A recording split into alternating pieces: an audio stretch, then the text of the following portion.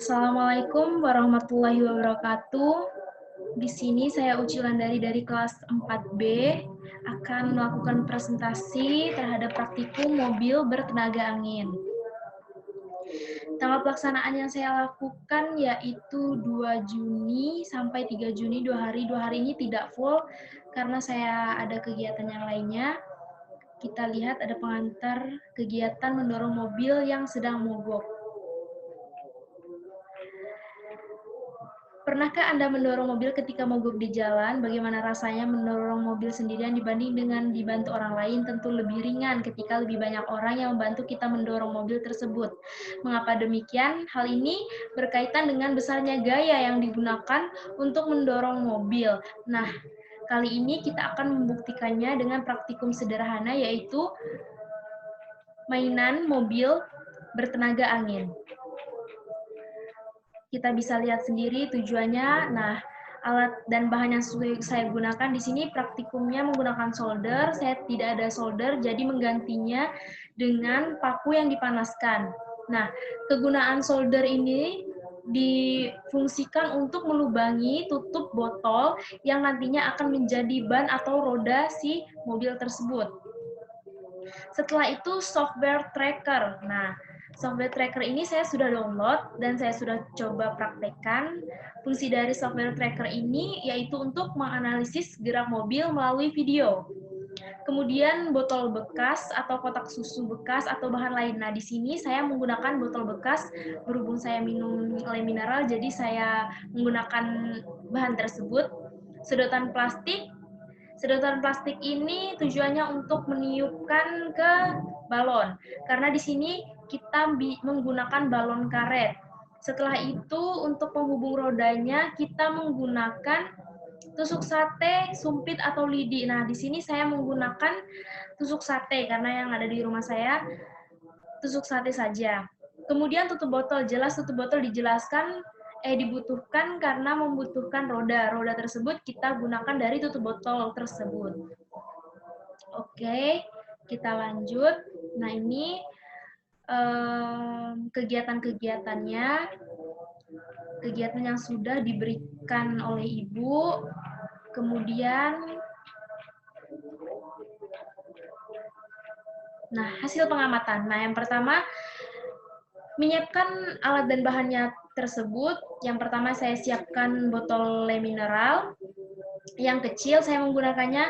Kemudian di sini tertera 4 tutup botol ya. Ini sudah saya lubangi. Saya lupa memotong pada saat saya melubangi si botol tersebut. Setelah itu, nah, di sini saya menyediakan tusuk sate dan sedotan ini, maaf, bukan lilin, tapi tusuk sate, mohon maaf, ada kesalahan. Jadi tusuk sate ini kita masukkan ke dalam sedotan tersebut. Nah, kemudian menyiapkan sedotan dan balon. Nah, ini sedotan, di ujungnya diberi balon, kemudian dilakban, biar ketika kita meniup, anginnya tidak kemana-mana dan bisa mengembangkan si balon tersebut.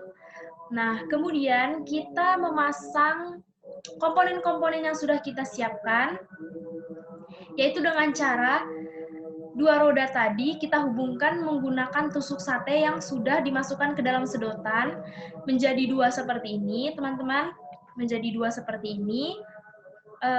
Setelah itu, kita tempelkan kepada badan mobil tersebut, yaitu botol, kita tempelkan menggunakan apapun terserah, pokoknya saya menggunakan solasi pada saat waktu itu. Nah, kemudian pada bagian atas kita tempelkan sedotan yang sudah berhubung dengan si balon tersebut. Nah, begitu. Selanjutnya, nah, hasil pengamatan kedua. Hasil pengamatan kedua ini saya menyiapkan handphone untuk perekaman. Mohon maaf, saya lupa untuk memotokkan kamera handphone yang saya gunakan, kamera handphone saya sendiri. Setelah itu, menyiapkan mistar sepanjang 1 meter. Nah, mistar di sini guna untuk memperhatikan jarak pada saat mobil tersebut bergerak. Nah, kemudian melakukan percobaan sesuai kegiatan yang sudah dijelaskan tadi, ini saya melakukannya, ini badannya, ini tangan saya, dan saya akan meletakkan di depan sini. Nah, hasil pengamatan 3, dalam pengamatan 3, saya menggunakan aplikasi tracker. Nah, seperti ini teman-teman, aplikasi tracker, saya sudah menonton tutorialnya, dan saya sudah bisa menganalisis dari percobaan praktikum yang saya gunakan. Nah, di sini sudah jelas sekali terdapat grafik-grafik dan data-data yang kita peroleh. Ini ada massa A, TX, setelah itu ada di sini TS, XM, YM. Nah, ini data-data yang diperoleh dari analisis dalam video tersebut. Nah, kemudian data ini saya copy paste ke Excel. Kemudian saya akan memindahkannya langsung ke LKM saya. Nah, seperti ini, mohon maaf, saya untuk menentukan yang lainnya tuh belum terlalu paham.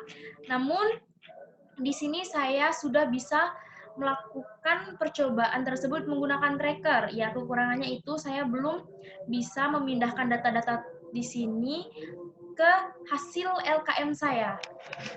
Oke, selanjutnya dari praktikum tersebut, kita akan berdiskusi. Nah, pertanyaan pertama, berdasarkan data hasil pengamatan kegiatan 1, bagaimana prinsip kerja mobil bertenaga angin?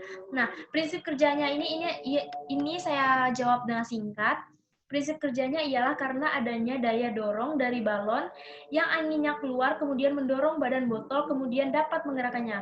Jadi, ketika kita meniup, semakin besar usaha yang kita lakukan, semakin besar pula gaya yang diberikan. Jadi saya meniup balon tersebut, menahannya. Setelah itu saya letakkan pada bidang. Setelah itu saya lepaskan dan mobil tersebut berjalan. Yang kedua, bagaimana hubungan antara gaya dan kecepatan gerak mobil bertenaga angin? Nah, gaya memiliki hubungan terhadap kecepatan gerak mobil bertenaga angin.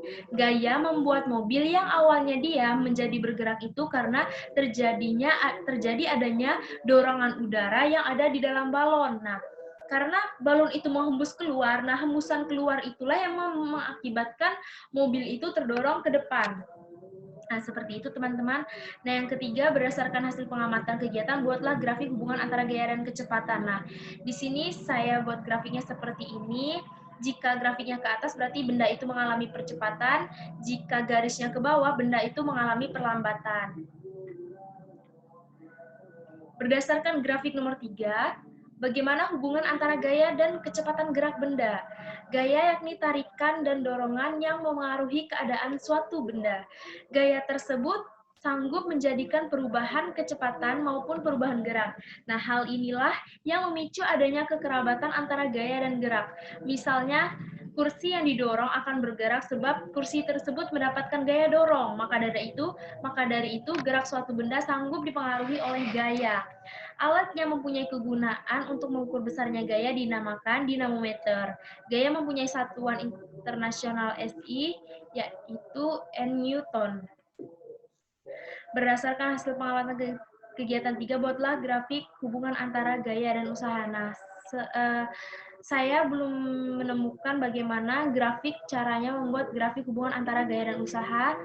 Tapi di sini saya mencoba menganalisisnya. Dalam fisika, usaha memiliki pengertian khusus untuk mendeskripsikan apa yang dihasilkan oleh gaya ketika bekerja pada benda sehingga benda bergerak pada jarak tertentu.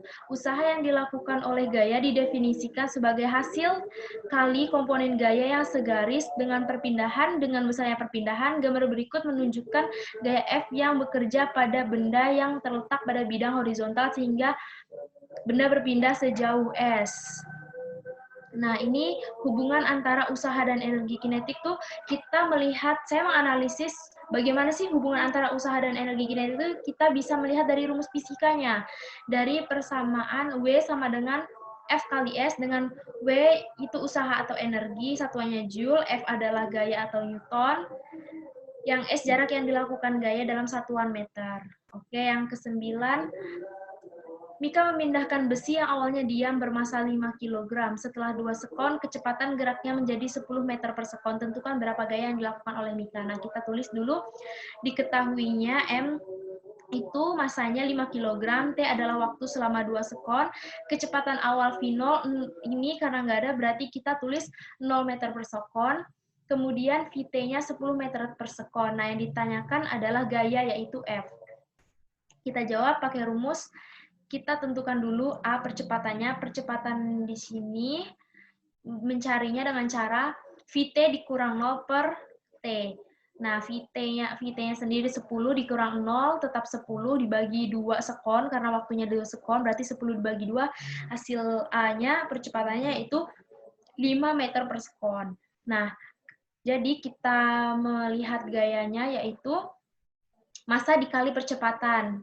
Massanya kita lihat 5 kilo dan percepatannya 5 meter per sekon. Jadi gayanya adalah 25 Newton. Nah, kemudian kesimpulan. Berdasarkan seluruh kegiatan, kesimpulan apa yang sesuai dengan tujuan kegiatan ini?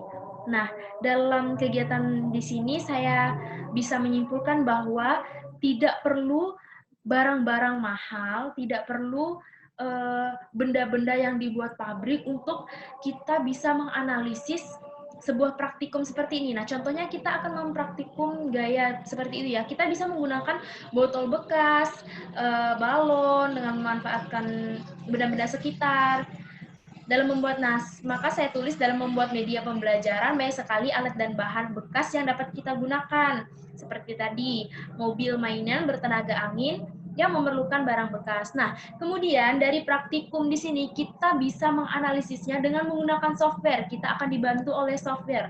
Software di sini saya menggunakan tracker dan memang petunjuknya menggunakan tracker yang seperti ini, teman-teman. Nah, bisa dilihat. Nah, dengan kita menggunakan tracker ini, kita bisa memudahkan dalam melakukan pengukuran dengan tingkat ketelitian data yang dihasilkan tuh sangat tinggi. Jadi kita menginput video tersebut, video praktikum kita. Setelah itu kita akan pelajari tutorial bagaimana sih caranya menganalisis, membaca, atau membuat data dalam video tersebut. Nah, seperti itu sudah ada caranya di YouTube Bu Ika. Nah, saya sudah lakukan dan memang benar di situ sudah terlihat jelas untuk data yang kita peroleh. Nah, cukup sekian dari presentasi saya kali ini. Mohon maaf jika ada yang belum terjawab. Mohon maaf juga atas kesalahan dan kata. Mudahan lebih baik dalam pengerjaan ke depannya. Wabillahi taufiq wal hidayah. Wassalamualaikum warahmatullahi wabarakatuh.